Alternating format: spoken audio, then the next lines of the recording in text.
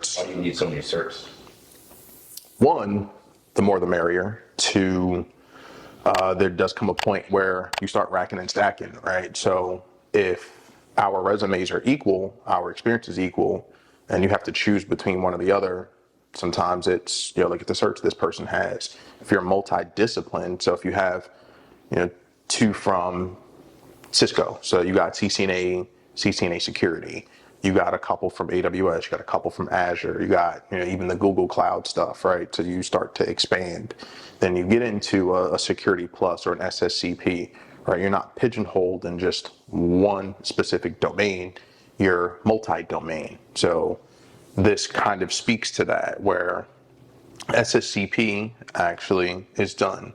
So I can erase that from the board. Oh, been there too long. I might have to come back to that. Other things I want to knock out this year, AWS Associate, because I'm replacing SSCP with CCSP, which will be the cloud certification from ISC squared.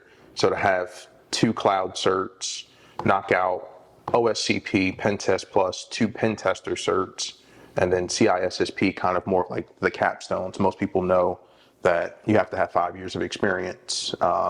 When you apply for your full CISSP, you could take the test. If you pass the test, you'll get the CISSP associate, but you won't be granted your full CISSP. So thankfully for me, I've been in the field for some time, so pass the test, I will be granted my CISSP.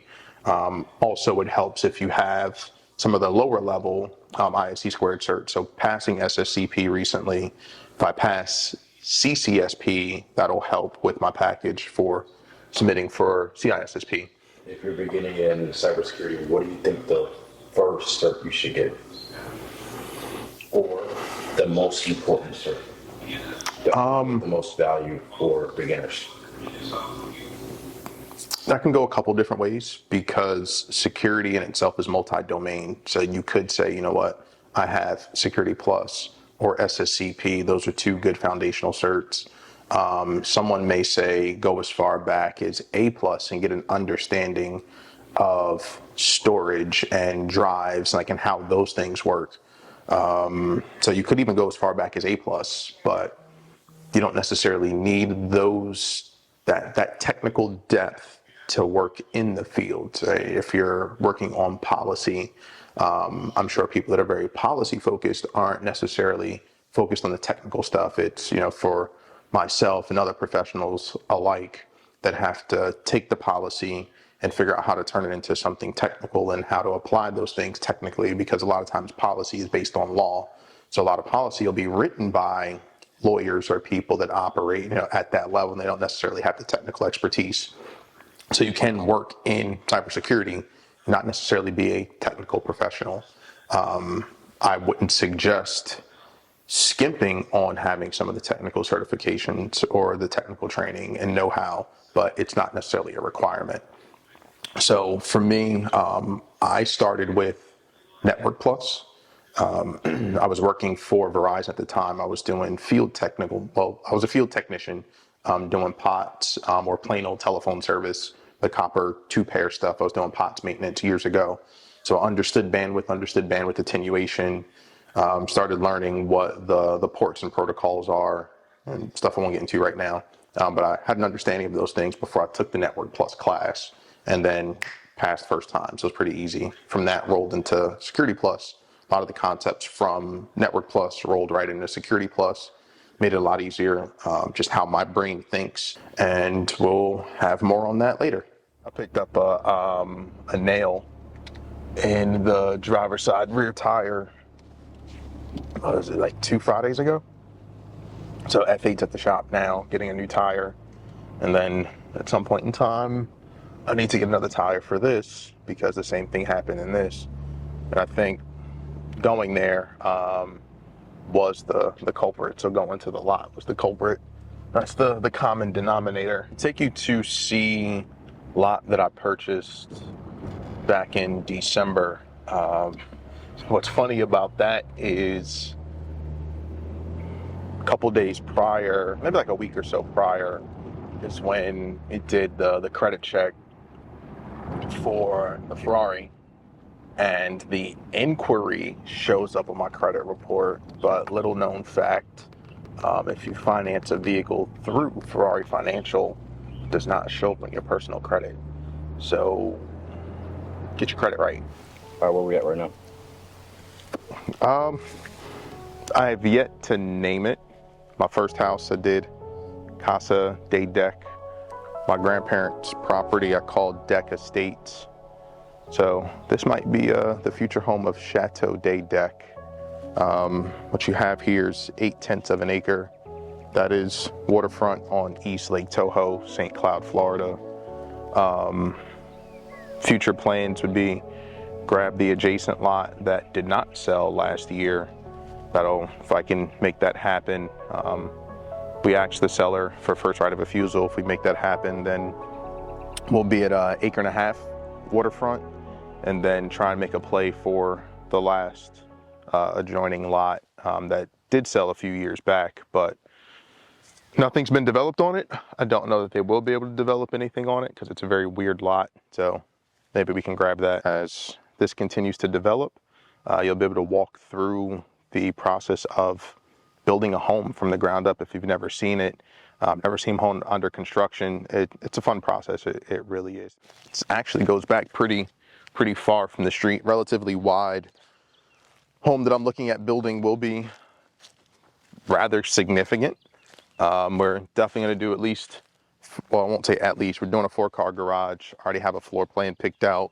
It's just a matter of finding the builder that we'll use to build the home, and just work with the different custom home builders. There are some reputable builders here in the Orlando area. I've had some people reach out to me, so we'll see how that goes. Right now, we're getting close to the end of the property line. It's kind of like where these trees end is kind of the end of the property line. And then the rest of this becomes city/county property. Right now, the lake has been drained in preparation for hurricane season. In the winter, you might be able to walk out this far, and like early spring, you definitely couldn't come down here.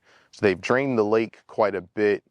So this is a solid 100, maybe 150 feet further out that we can walk that normally you couldn't. So as I was walking through this today, I'm thinking to myself, man, I wish I had already started the home, because once my home is under construction, then I can start building the dock. So for me, this is peaceful. At some point in time, we'll come here in the evening and just to see what sunset looks like and kind of see the wildlife interacting with one another, and just how Mother Nature is starting to kind of shut down for the day. It's a very peaceful experience. It's like nothing I've ever seen before. And at the end of the day, at the end of a long day, to just say, man, I work hard and this is how I should end my day. It's truly second to none. And I've been to some really beautiful places, but to be able to have your own backyard oasis, it's really nothing like it. We finally made it out to the public dock, still out here in the future neighborhood. Well, we own the land, where we will build. Again, East Lake Toho, St. Cloud, Florida, just south of Orlando proper. Off in the distance is Lake Nona. You can see the Wave Hotel, the VA hospital, and then a little bit further back, you can actually see the air traffic control tower from the MCO airport. Kind of a byproduct of the location of the lot is it's kind of in the flight path. And I know most people would be annoyed by it, but as someone who grew up in love with aviation, it's actually kind of therapeutic for me. Like, I just smile every time I hear a plane fly by. Maybe about a month or so ago, I came in, and actually it was during the daytime, and as the plane tilted, I was sitting in the window seat, and I was able to pick out my lot and just say to myself, damn, like, that's mine. Like, that's pretty dope to be able to just point out something that's yours from the air. Today, we have taken a walk of my lot up at East Lake Toho in St. Cloud, Florida. It's been a little bit of how IT cybersecurity kind of evolved into real estate. For me, one of the big things is having somewhere to put your money and being able to make smart, safe investments. At the end of the day, I say you can never really go wrong with real estate and just holding real estate. It's a finite asset. There's only so much land that can be developed on Earth.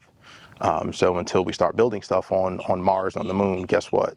You have a finite resource here.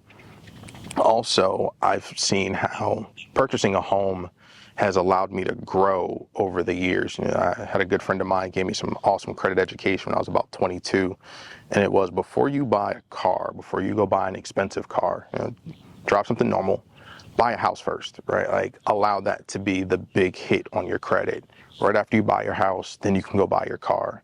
And I kind of just sat with that for a little while, and then once I did buy my first house, I noticed that I was able to get the nicer car, and you kind of prioritize the home and budget for that and allow that to be a priority. And then from there, it's okay, well, now that I have this one, maybe I can go get a second, because now I'm talking to people that have passive income, and you know, and the make money in your sleep, let your money make money for you. Like once you get into that, that's the people that are, you know, enjoying, you know, their life, and you know, it seems like they're always on vacation, able to go and do things, and they don't necessarily work hard. They're not stressed out. It's because they have multiple streams of income, and a great way to do that would be investing in real estate, be it fix and flip, fix and hold, or you know, just acquire something. Like I personally want to own an apartment complex or build one. That is a personal goal of mine. That's my retirement plan, is to own apartment complexes and allow the residuals to pay for my lifestyle. That is our bites for the day. Right now, I'm smoking a Vina Vega Year of the Rat, and I don't know what we're gonna drink tonight. Got a bottle of Blanton's Gold that I cracked a while ago that I may take a sip of today. I think when I opened that was the day that I closed on the house that I'm in now. And I kind of leave that as a special occasion. I think just reflecting on where we've grown, how we've grown in the last 2 years to owning a home up the street in one of the most sought after neighborhoods, I would say arguably in the entire country, in Lake Nona, to buying another lot and walking through new construction. That was inspiring for me to see one of my neighbors that bought their lot the same day as me. Man, they're about to move into their house less than a year later. Like, so that kind of gets me charged. I'm ready to go back home and just get back to work, get back to the grind. And then this way, you know, within a year, if I can break ground in the next 12 months, I'll be happy because I'll be ahead of schedule. I gave myself 2 years to break ground. If I can do it in a year, then it's all worth the work.